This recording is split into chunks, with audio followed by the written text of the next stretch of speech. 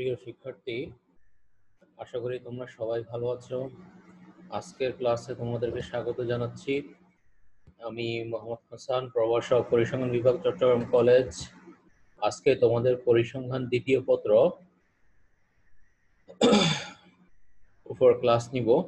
আজকে তোমাদের অধ্যায় হচ্ছে পৈশবিন্যাস। পৈশবিন্যাস নিয়ে আজকে তোমাদের আলোচনা করব। তাহলে আসি, আমরা জেনে নিই যে আজকে আমরা পৈশবিন্যাসে কি কি শিখব। আমরা পৈশচলক ও পৈশবিন্যাসের ধারণা ব্যাখ্যা করতে পারবো, পৈশবিন্যাসের সূত্র ব্যাখ্যা করতে পারবো, পৈশবিন্যাসের উপযুক্ততা বাস্তব উদাহরণ সাহায্যে যাচাই করতে পারবো, পৈশবিন্যাসের বিভিন্ন সমস্যাগুলি সমাধান করতে পারবো। এই চারটি বিষয় আজকে আমরা শিখব। তাহলে চলো আমরা শুরু করি। এখানে আমরা দেখতে পাচ্ছি পৈশবিন্যাস উদ্ভাবন করেন ফরাসি গণিত ও পদার্থশাস্ত্রবিদ সিমেন ডেনিস পৈশ 1837 সালে। তোমাদের এমসিকিউতে আসতে পারে যে কত সালে পৈশবিন্যাস উদ্ভাবিত হয়? 1837 সালে। কে কে উদ্ভাবন করেন?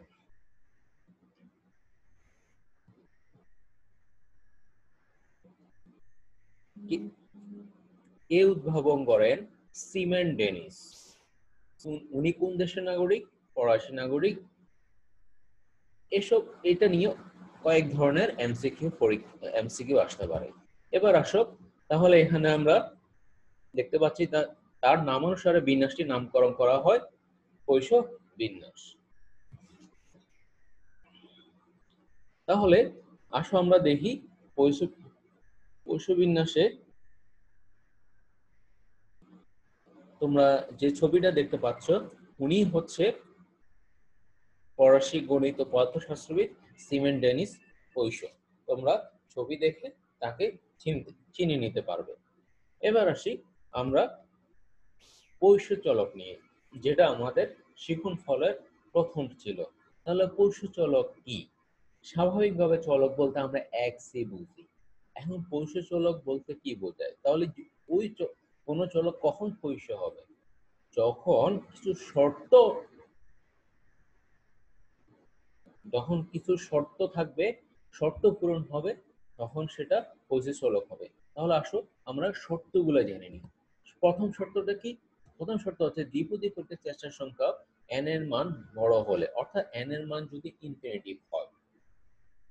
অর্থাৎ আমরা এখানে দ্বিপদী পরীক্ষার কথা বলেছি। আমরা দ্বিপদী চলকে আমরা দেখেছি যে n এর মান 30 থেকে কম হতে হবে, কিন্তু এখানে পৈশ চলকের ক্ষেত্রে n এর মান 30 থেকে বেশি হতে হবে, অর্থাৎ ইনফিনিটিভ হতে হবে।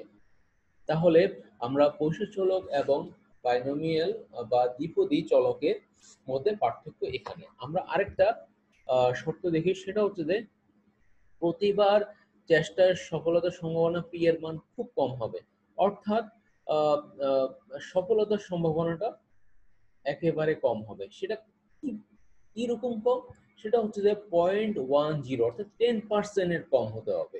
10% এর বেশি হলে পৈশ চলক হবে না। পৈশ চলক হতে হলে 0.10 এর ছোট হতে হবে। এবার গড় মান এনপি সসীম হলে, অর্থাৎ অসীম হওয়া যাবে না, একটা নির্দিষ্ট সীমার মধ্যে থাকতে হবে, সসীম হতে হবে। তাহলে তখন আমরা এই দ্বিপদী চলককে পৈশ চলকে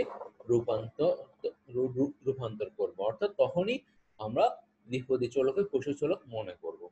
তো পৈশ চলক যেহেতু আমরা জেনেছি, তারপর এবার আমরা জানি পৈশ চলকের বিভিন্ন উদাহরণ। অর্থাৎ বিভিন্ন উদাহরণের মাধ্যমে আমরা বুঝতে পারবো যে পৈশ চলকে কোন ধরনের ঘটনাগুলোকে আমরা পৈশ চলকে রূপান্তর করব। তাহলে প্রথমটা আসো, কোন বইয়ের প্রতি পৃষ্ঠায় ভুলের সংখ্যা। আমরা খুব ভালো করে জানি প্রতি পৃষ্ঠায় ভুলের সংখ্যা খুবই কম থাকে। আমরা যদি ভুলের সংখ্যা কে সফলতার সংখ্যা হিসেবে মনে করি, তাহলে সেটি হচ্ছে যে আমরা তো বলেছি পৈশ চলকের ক্ষেত্রে সফলতার সংখ্যা বা সফলতার সম্ভাবনা পি, এটা অবশ্যই ছোট, শূন্যের কাছাকাছি হতে হবে, অর্থাৎ খুব কম হতে হবে। তাহলে এই কমটাই ও যখন কোনো ঘটনার মধ্যে আমরা যেটা চাই সেটা খুবই কম হয়, তাহলে সেটা হচ্ছে পৈশু চলকের উদাহরণ। তাহলে প্রতি পৃষ্ঠায় ভুলের সংখ্যা খুব কমই থাকে, একেবারে নাই থাকতে পারে, হয় নাই অথবা একটি বা দুটি, এর বেশি থাকে না। এবার আসি কোনো এলাকায় প্রতি বছর বিরল রোগে মৃত্যুর সংখ্যা। আমরা স্বাভাবিকভাবে কোনো ধরনের রোগ বা মহামারী সব সময় হয় না, হঠাৎ করে আসে, আকস্মিক ঘটনাগুলো ঘটে। তখন এরকম যদি কোনো বছরে যদি কোনো বিরল রোগের মৃত্যুর সংখ্যা হয়, তাহলে হঠাৎ প্রতি বছর বিরল রোগে, যেহেতু বিরল রোগ প্রতি বছর হয় না, তাহলে প্রতি বছর বিরল রোগ এর ক্ষেত্রে মৃত্যুর সংখ্যাটা খুবই, হবেই না বলতে গেলে, বা খুব কম হবে। কোনো এলাকায় এক মাসে জন্মগ্রহণকারী জন্মান্ধ শিশুর সংখ্যা, স্বাভাবিকভাবে জন্মান্ধ শিশুর সংখ্যা যাই জন্মগ্রহণকারী জন্মান্ধ শিশুর সংখ্যা খুব কম হয়, এটা আমরা বেশি বলতে পারবো না। এবার আসি প্রতি বছর কোনো বিমান কোম্পানির বিমান দুর্ঘটনায় কবলিত হওয়ার সংখ্যা। আমরা জানি বিমান দুর্ঘটনা কবলিত হয়, কিন্তু সেটা প্রতি বছরে কয়টা বিমান দুর্ঘটনা কবলিত হয়? খুবই কম। সুতরাং যেহেতু খুবই কম, আমাদের সফলতার সম্ভাবনাও খুবই কম। সেজন্য প্রতি বছর বিমান দুর্ঘটনা কবলিত হওয়ার সংখ্যাটা আমাদের পশু চলকের মধ্যে পড়ে। এবার আসি রক্তের নমুনায় শ্বেতকণিকার সংখ্যা। আমরা খুব ভালো করে জানি রক্ত কণিকায় ৩ ধরনের কণিকা রয়েছে। এর মধ্যে সবচেয়ে বেশি কণিকা রয়েছে লোহিত কণিকা। তারপর সবচেয়ে কম কণিকা রয়েছে শ্বেতকণিকা। সুতরাং শ্বেতকণিকা যখন কম থাকে, তাহলে রক্তের নমুনায় এটা হচ্ছে পশু চলকের উদাহরণ। শ্বেতকণিকা যদি বেশি থাকে, তাহলে সেটা রোগ হিসেবে ধরা হয়। সুতরাং তোমরা প্রিয় শিক্ষার্থী, তোমরা বুঝে গেছো যে পশু চলকের উদাহরণগুলো কিরকম হতে পারে। তাহলে এবার আসি আমরা পশু বিন্যাস নিয়ে কথা বলি। তাহলে আমরা পশু চলক যেহেতু বুঝে গেছি কিভাবে পশু চলক চিনবো, তাহলে পশু বিন্যাসটা আমাদের চিনতে বেশি সময় লাগবে না। তাহলে আসো আমরা জেনে নিই। আমরা ঠিক আগেই বলেছি যে পশু দ্বিপদী চলক n এর মান বড় হল। ঠিক দ্বিপদী চলক এর ক্ষেত্রে যেমন পশু চলকে রূপান্তরিত হয় যদি n এর মান বড় হয়, ঠিক তদ্রূপ দ্বিপদী বিন্যাসের n যদি বড় হয়, তাহলে সেটা পশু বিন্যাসে রূপান্তরিত হয়। ঠিক একই শর্ত যে সফলতার সম্ভাবনা কম হতে হবে। তারপর n গড় মান n p সসীম হবে, অর্থাৎ n পশু বিন্যাসে n p সমান m দ্বারা হয়। পশু বিন্যাসে গড় হচ্ছে m হিসেবে আমরা চিহ্নিত করি। ওই m সমান np, অর্থাৎ কোনো ঘটনার আমরা n এবং p এর মান জানতে পারলে আমরা m এর মান জানতে পারবো। সেটা পশু বিন্যাসের খুবই গুরুত্বপূর্ণ একটি প্যারামিটার, একমাত্র প্যারামিটার। তখন দ্বিপদী বিন্যাস সীমিত রোগকে পশু বিন্যাস বলে। তাহলে দ্বিপদী বিন্যাসে সীমিত রোগ কখন পশু বিন্যাস হয়? ঠিক এই উপরের এই 3টি শর্ত যখন পূরণ হবে, তখনই দ্বিপদী বিন্যাস পশু বিন্যাসে রূপান্তরিত হবে। এবার আসি আমরা পশু বিন্যাসের সম্ভাবনা ফাংশন, অর্থাৎ আমরা পশু চলক থেকে আমরা সম্ভাবনা বের করার জন্য আমাদের সম্ভাবনা ফাংশন আমরা কি ইউজ করব? আমরা পশু চলকের সম্ভাবনা বের করব p of x e to the power minus m m to the power x by x। এটা যেহেতু আমাদের n ইনফিনিটিভ হতে পারে, তাই আমাদের x 0 1 2 ইনফিনিটিভ হবে, এবং m বলেছি আমাদের গড় n v, সেটা অবশ্যই আমাদের পজিটিভ হতে হবে। নেগেটিভ হলে m এর মান হবে না।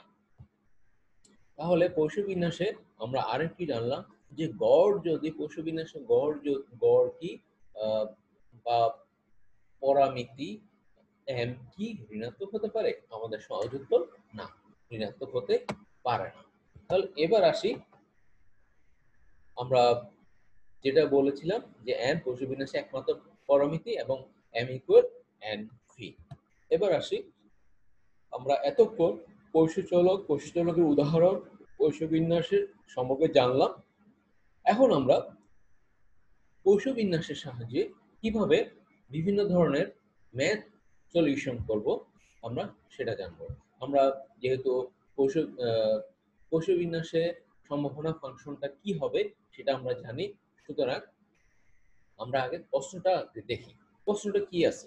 কোনো কোম্পানির উৎপাদিত দ্রব্যের 2% খারাপ। উৎপাদিত 100 দ্রব্যের মধ্যে কোনটি খারাপ নয়, কমপক্ষে দুটি খারাপ, বড়জোর একটি খারাপ হওয়ার সম্ভাবনা কত আমাদের বের করতে হবে। তাহলে এখানে আমাদের কি কি দেওয়া আছে? আমাদের শুরুতে দেওয়া আছে 2%। তাহলে এই 2%টা কি? সেটা হচ্ছে উৎপাদিত দ্রব্য। তাহলে এই উৎপাদিত দ্রব্য খারাপ হওয়াকে আমরা চলক x হিসেবে চিহ্নিত করলাম। তারপর দেওয়া আছে লিখলাম যে যেহেতু আমাদের 100টি দ্রব্যের মধ্যে কোনটি 100টি দ্রব্যের মধ্য থেকে বের করতে হবে, তা আমাদের n এর মান হবে 100, p এর মান হবে 2%। 2% মানে 0.02। তাহলে এবার আসি আমরা সম্ভাবনা প্রবাবিলিটি ফাংশনে। p of x e to the power m to the power x by x, এটা এই সূত্রের সাহায্যে আমরা এটা সমাধান করব। তাহলে পরবর্তী আমরা যেহেতু এই প্রবাবিলিটি ফাংশন আমাদের m এর মান দরকার, তাই আমরা n এবং p এর মান যেহেতু জানি, তাই m এর মানটা আমরা সহজে বের করতে পারি। সেটা হচ্ছে m equal 2।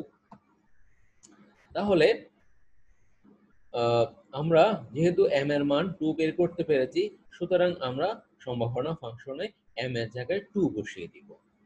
তাহলে আমরা এই প্রশ্নের সম্ভাবনা ফাংশনটা আমরা পেয়ে গেছি। তাহলে এবার আমরা আমাদের কি বের করতে হবে আমরা সেদিকে যাব। তাহলে আমাদেরকে প্রথম বের করতে হবে উৎপাদিত দ্রব্যের মধ্যে কোনটি খারাপ দ্রব্য না হওয়ার সম্ভাবনা, অর্থাৎ খারাপ, ওখানে খারাপ বলা হয়েছে 2%, প্রশ্নে বলা হয়েছে। আমাদের বের করতে হবে খারাপ দ্রব্য খারাপ না হওয়ার সম্ভাবনা। দ্রব্য খারাপ না হওয়ার সম্ভাবনা মানে হচ্ছে যে কোনো দ্রব্য খারাপ না, তার মানে এক্স, আমরা খারাপ দ্রব্যের চলককে আমরা এক্স হিসেবে ধরেছি। তাহলে আমরা খারাপ দ্রব্য যেহেতু না পাওয়ার সম্ভাবনা, তাহলে কোনোটি খারাপ না, তাহলে আমরা এক্স ইকুয়াল 0 ধরবো। তাহলে এক্স ইকুয়াল যেহেতু 0 ধরলাম, তাহলে আমরা এই উপর এই এই সমস্যা, এই গাণিতিক সমস্যার যে সম্ভাবনা ফাংশনটা আমরা পেলাম, সেটার ক্ষেত্রে আমরা এক্স এর জায়গায় আমরা 0 বসাই দিলাম এবং ক্যালকুলেশন করে 0.1353 পেলাম। তাহলে খারাপ না হওয়ার সম্ভাবনা হচ্ছে যে 0.1353। এবার আসি কমপক্ষে দুটি খারাপ হওয়ার ঘটনা। কমপক্ষে দুটি অর্থাৎ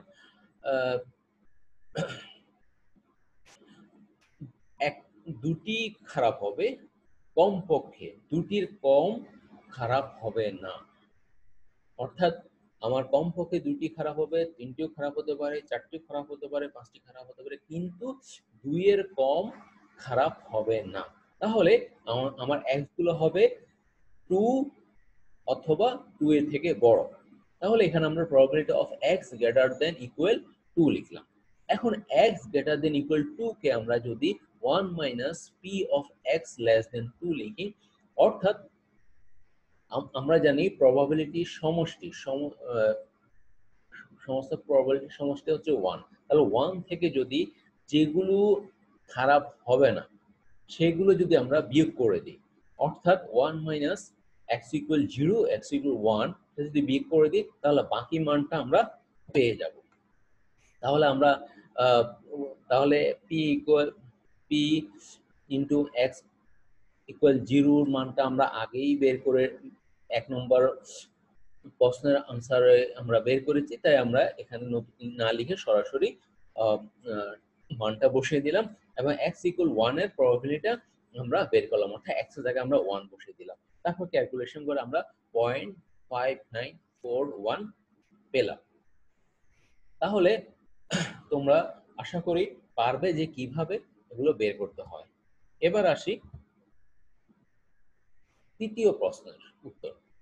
বড় জোর একটি খারাপ, বড় জোর একটি খারাপ হবে, তো সর্বোচ্চ একটি খারাপ হবে। দুটি হবে না, একটির বেশি হবে না। হয় কোনোটি খারাপ হবে না, না হয় একটি খারাপ হবে, দুইটি বা একের বেশি হবে না। তাহলে বড় জোর একটি খারাপ মানে হচ্ছে যে আমার এক্স গুলো হবে সবসময় হয় 1 হবে, না হয় 1 থেকে ছোট হবে। তাহলে 1 থেকে ছোট যেহেতু হবে, তাহলে আমরা এটাকে লিখতে পারি probability of x equal 0 plus probability of x equal 1। তাহলে এটাকে আমরা ঠিক আগের মতোই লিখে ফেলতে পারি। যেহেতু আমরা x equal 0 এর মানটাও আমরা বের করেছি, x equal 1 এর মানটাও আগে বের করেছি, তাই আমরা সরাসরি মানটা বসিয়ে দিয়ে আনসারটা পেতে পারি। সুতরাং আমাদের বড় জোর একটি খারাপ হওয়ার সম্ভাবনা হচ্ছে 0.4059। তাহলে এভাবে আমাদের প্রথম গাণিতিক সমস্যাটা শেষ হলো। তাহলে এবার আসি আমরা আরেকটি গাণিতিক সমস্যা যাই। তাহলে আমাদের পরবর্তী গাণিতিক সমস্যাটা কি? দেখো, আমরা প্রশ্নটা আগে পড়ি। একটি কারখানা উৎপাদিত পণ্য শতকরা 0.1 ভাগ নষ্ট। তাহলে এখানে 0.1 এটা আমাদের মাথায় রাখতে হবে, শতকরা মাথায় রাখতে হবে। তার মানে শতকরা 0.1, শুধু 0.1 নয়, শতকরা 0.1। তাহলে আমরা এটা পরে কি সেটা আমরা বুঝে নেব। আগে আমরা মাথায় রাখি শতকরা। এরপর বলা হয়েছে একটি বক্সে 12টি করে পণ্য বাজারজাত করা হয়। একটি বক্সে যেহেতু 12টি করে পণ্য বাজার করা হয়, এরূপ 1000টি বক্সের মধ্যে কয়টি বক্সে সবকটি ভালো, কমপক্ষে একটি পণ্য নষ্ট থাকতে পারে? অর্থাৎ আমাদের সবকটি ভালো, এরকম কয়টি বাক্স আছে, কমপক্ষে একটি পণ্য নষ্ট থাকতে পারে, এরকম কয়টি বাক্স আছে সেটা আমরা বের করতে পারবো। তাহলে আমরা শুরুতেই আগের মতো জেনে নিই যে উৎপাদিত দ্রব্যের নষ্ট হওয়ার সংখ্যা চলকে আমরা x ধরলাম, তারপর n ইকুয়াল 12, তারপর প্রবাবিলিটি অফ ওই যে বললাম শতকরা 0.1, তার মানে 0.1%। এটাকে আমরা করলে 0.001 হয়। তারপর আমাদের যেহেতু এখানে একটা বাড়তি এবার অঙ্ক একটা সংখ্যা দেওয়া আছে, সেটা হচ্ছে ক্যাপিটাল এন। আমাদের আগের গাণিতিক প্রবলেমে শুধু স্মল এন ছিল,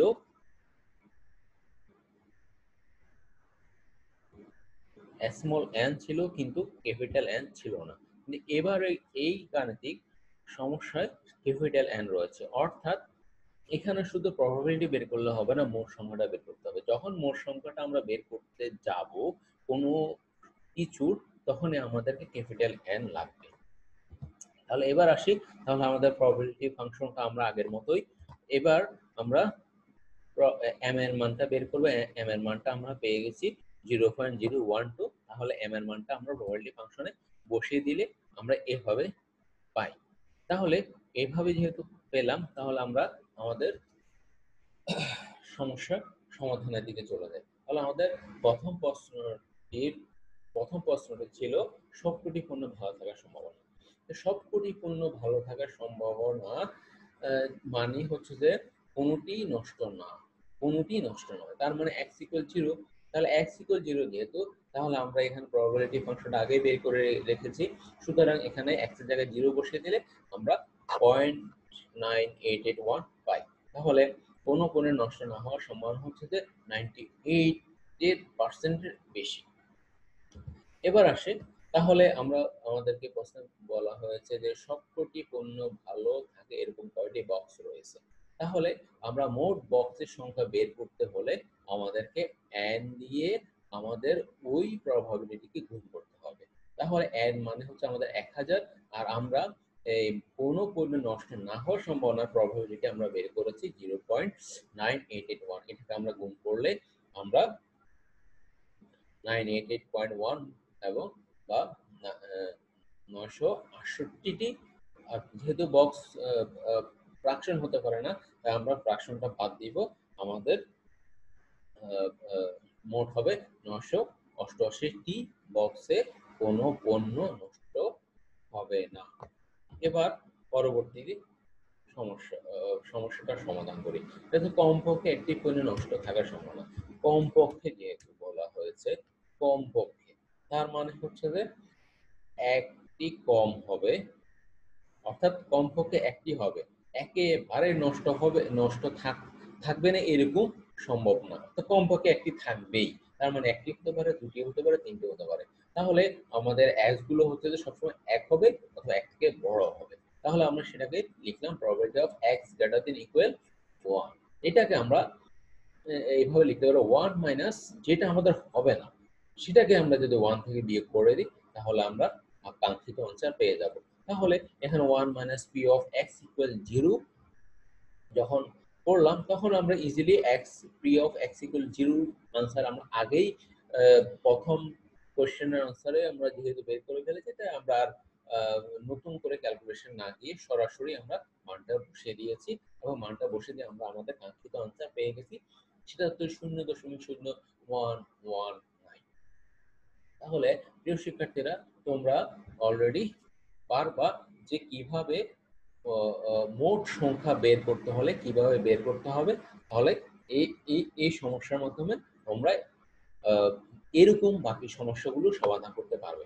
এবার আসি, এই ঠিক একটি পণ্য নষ্ট হওয়ার সম্ভাবনার বক্সের সংখ্যা, সেটা হচ্ছে ঠিক আগের মতোই, সেটা হচ্ছে 12। তাহলে এবার আসি আমরা আরেকটি কোশ্চেনে চলে যাই, দেখি এখানে কি আছে। এখানে আছে একটি জরিপ চালিয়ে দেখা গেল যে কোনো শহরের 200টি পরিবারের মধ্যে প্রতি পরিবারে গড়ে 2 জন ডায়াবেটিস রোগী আছে।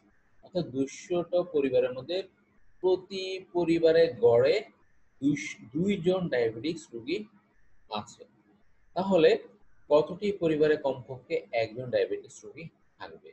তাহলে এবার আসি, এখানে কিন্তু আমাদের আগে কিন্তু পার্সেন্টেজ দেয়া থাকে, কিন্তু এখানে আমরা পার্সেন্টেজ দেখতে পাচ্ছি না। তাহলে এখানে আমাদের নতুন ভাবে করতে হবে। তো আমরা আগে জেনে নিই যে আমাদের পরামিতি m ইকুয়াল টু, আমরা আগে বলেছি আমাদের পরামিতি m হচ্ছে যে ভবিষ্যৎ গড়। এখানে যেহেতু বলে দেওয়া হয়েছে পরিবারে প্রতি পরিবার গড়ে 2 জন, তাহলে এখানে গড় সরাসরি দেওয়া আছে। সুতরাং আমরা m এর মান 2 পেয়ে গেছি। সুতরাং যেহেতু m এর মান সরাসরি 2 দেওয়া আছে, তাই n এবং p আলাদা আলাদা মান পাওয়ার দরকার নেই। এবার আসি আমরা পরবর্তীতে, এবং এখানে বলা হয়েছে 200টি পরিবারের মধ্যে কয়টি পরিবার কমপক্ষে একজন ডায়াবেটিস রোগী থাকবে এটা বলা হয়েছে। তাহলে আমাদের মোট পরিবারের সঙ্গে, এখানে মোট বক্সের সংখ্যা লেখা আছে, ভুল হবে, এটা ভুল হয়েছে। এখানে বক্সের জায়গায় হবে পরিবার, অর্থাৎ মোট পরিবারের সংখ্যা n ক্যাপিটাল N ইকুয়াল 200। তাহলে এবার আমরা আমাদের কাঙ্ক্ষিত প্রশ্নের আনসারে চলে যাই। তাহলে এখানে যেহেতু আমাদের বলা হয়েছে কমপক্ষে একজন ডায়াবেটিস রোগী হওয়ার সম্ভাবনা, কমপক্ষে একজন মানে কমপক্ষে একজন হবে মানে একেবারে হবে না যে তা না, শূন্য হবে না, তার মানে 1 থেকে শূন্য বাদ দিতে হবে, শূন্যের প্রবাবিলিটি বাদ দিতে হবে। তাহলে বাদ দিলে আমরা এই প্রবাবিলিটি ফাংশন পাই এবং আমরা এই আনসারটা পাই। অর্থাৎ আমরা কমপক্ষে একজন ডায়াবেটিস রোগী থাকার সম্ভাবনা 0.8647, অর্থাৎ 86% কমপক্ষে এক পরিবারে একজন ডায়াবেটিস রোগী থাকার সম্ভাবনা রয়েছে। তাহলে আমরা যেহেতু বলছিলাম কয়টি পরিবার, এরকম 86% যেহেতু, তাহলে আমাদের 200টি পরিবারের মধ্যে আমরা এখানে দেখতে পাচ্ছি মোট পরিবারের সংখ্যা 200 গুণ 0.8647, এটাকে আমরা পেয়েছি 172.94। যেহেতু মানুষ বা পরিবার ফ্র্যাকশন হতে পারে না, তাই আমরা এটাকে 173 দিলাম। তার মানে 200টির মধ্যে 173টি পরিবারে কমপক্ষে একজন ডায়াবেটিস রোগী থাকার সম্ভাবনা রয়েছে। তাহলে এবার আসি আমরা আরেকটি সমস্যাগুলোতে। এটা এটা আমাদের পূর্বের সমস্যাগুলো থেকে একটু ভিন্ন। তাহলে আমরা জেনে নিই যে এই প্রশ্নটার আনসারগুলো কিভাবে সমাধান, এই প্রশ্নগুলো কিভাবে সমাধান করব। তাহলে আমরা প্রশ্নটা আগে পড়ে নিই। প্রতিটি ঝুড়িতে 4টি করে ফজলি আম আছে। আমাদের আম সবসময় ঝুড়িতে থাকে, তো প্রতিটি ঝুড়িতে 4টি করে আম আছে। তো নষ্ট ফজলি আমের সংখ্যার গণসংখ্যা বিন্যাস নিম্নে দেওয়া হলো। তাহলে এখানে দেখা আছে নষ্ট ফজলি আমের সংখ্যা, অর্থাৎ 0 মানে হচ্ছে কোনোটিই নষ্ট নয়, 1 মানে হচ্ছে একটি নষ্ট, 2 মানে হচ্ছে দুটি নষ্ট, 3 মানে হচ্ছে 3টি নষ্ট, 4 মানে হচ্ছে 4টি নষ্ট। তাহলে জুড়ির সংখ্যা, অর্থাৎ কোনো ঝুড়িতেই, অর্থাৎ নষ্ট ফজলি আম নেই এরকম ঝুড়ির সংখ্যা হচ্ছে 109টি ঝুড়ি। একটি একটি আম নষ্ট হবে এরকম আহ, ঝুড়ির সংখ্যা 65। ঠিক তদ্রুপ দুইটি নষ্ট হওয়ার এরকম ঝুড়ি 22টি, তিনটি, চারটি, একটি। তাহলে এই ডাটা থেকে আমরা কি কি বের করব? উপরের তথ্য পশু বিন্যাস মেনে চললে বিন্যাসটির সম্ভাবনা ফাংশন নির্ণয় করো। তাহলে আমাদের এই সমস্যার আগে সর্বপ্রথম সম্ভাবনা ফাংশনটি নির্ণয় করতে হবে। এরপর আমরা বের করব কমপক্ষে দুটি নষ্ট পরিমাণ থাকার সম্ভাবনা, বড় জোর দুটি নষ্ট পরিমাণ থাকার সম্ভাবনা। তাহলে শুরু করা যাক। আমরা আগের মতোই ধরি নষ্ট পরিমাণের সঙ্গে সঙ্গে x, যেটা পরিশেষ বিন্যাস মেনে চলে সেটা আমরা লিখলাম। এরপর আমরা লিখব আমাদের ঠিক পশু বিন্যাসের ফাংশনটা আমরা লিখলাম। লিখার পর যেহেতু আমরা জানি যে m ই হচ্ছে যে পশু বিন্যাসের গড়ের সমান, অর্থাৎ f প্যারামিটার m ই হচ্ছে গড়, তাহলে আমাদের গড় বের করতে হবে। তাহলে গড়টা আমরা কিভাবে বের করব? আমরা জানি x বার ইকুয়াল সমান fx বাই ক্যাপিটাল N। তাহলে আমরা নষ্ট পরিমাণের সংখ্যাকে x ধরলাম, দুটি সংখ্যাকে f ধরলাম। এই x এবং f টা বের করলে আমাদের সামেশন fx হয় 122। এটাকে আমরা মোট সংখ্যা দ্বারা 200 দ্বারা ভাগ করলে আমরা x বার পেয়ে যাচ্ছি। অর্থাৎ x বার যেহেতু গড়, সুতরাং পশু বিন্যাসে x বার মানেই হচ্ছে যে m। অর্থাৎ আমরা গড় যত পেয়েছি আমরা m সমান ততই লিখতে পারি। তাহলে আমরা এই m এর মানটা আমরা পশু বিন্যাসের প্রবাবিলিটি ফাংশনে বসিয়ে দিলে আমরা এই অঙ্কের প্রবাবিলিটি ফাংশনটা আমরা বের করতে পেরে গেছি। তাহলে এটাই হচ্ছে p of x। p of x যে যে ফাংশনটা আমাদের বের হয়েছে এটাই হচ্ছে আমাদের এই প্রশ্নের প্রবাবিলিটি ফাংশন। এবার আসি আমাদের পরবর্তী আনসারগুলো। সেখানে লেখা আছে কি কমপক্ষে দুটি নষ্ট হওয়ার সম্ভাবনা বের করতে হবে। কমপক্ষে দুটি নষ্ট তার মানে কি? কমপক্ষে দুটি নষ্ট মানে নষ্ট একেবারে থাকবে না এরকম না, আবার একটি নষ্ট হবে এরকম না।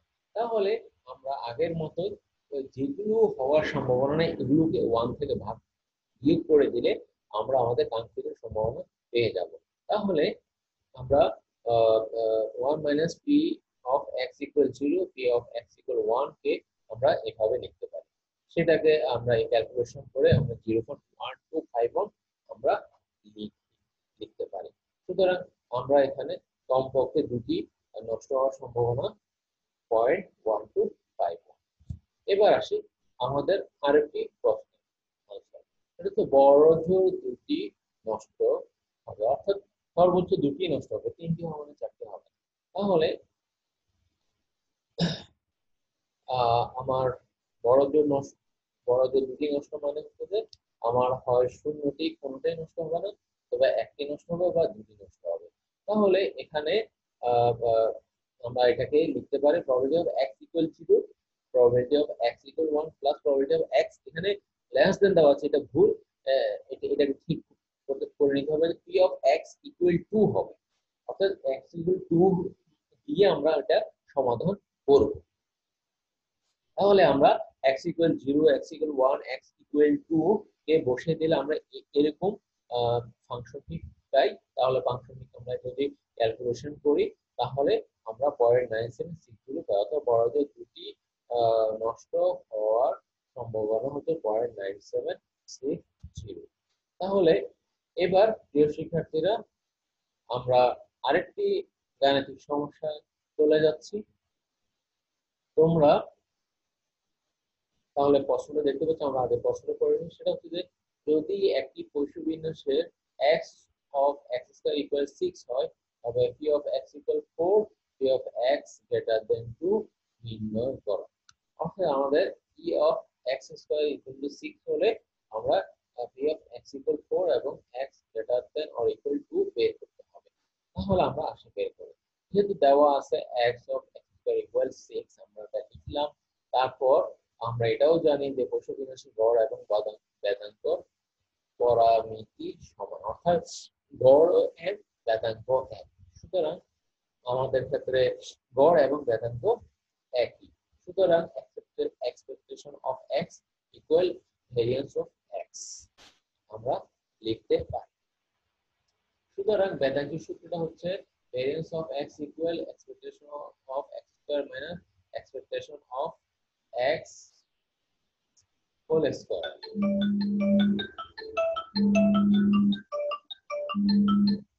হোল স্কয়ার, তাহলে আমরা এই ভি অফ এক্স মানে M, V of X square 6 এবং V of X whole square M square আমরা বসিয়ে দিলাম। যেহেতু আমাদের ই অফ এক্স মানে এম, ভি অফ এক্স মানে এম, সেটাকে আমরা ক্যালকুলেশন করে আমরা কি পেলাম, অর্থাৎ m ইকুয়াল -3, m ইকুয়াল 2। আমরা আগেই বলেছি m সবসময় পজিটিভ হবে। সুতরাং m যেহেতু -3 এসেছে, এটা হবে না, তাহলে m এর মান হচ্ছে 2।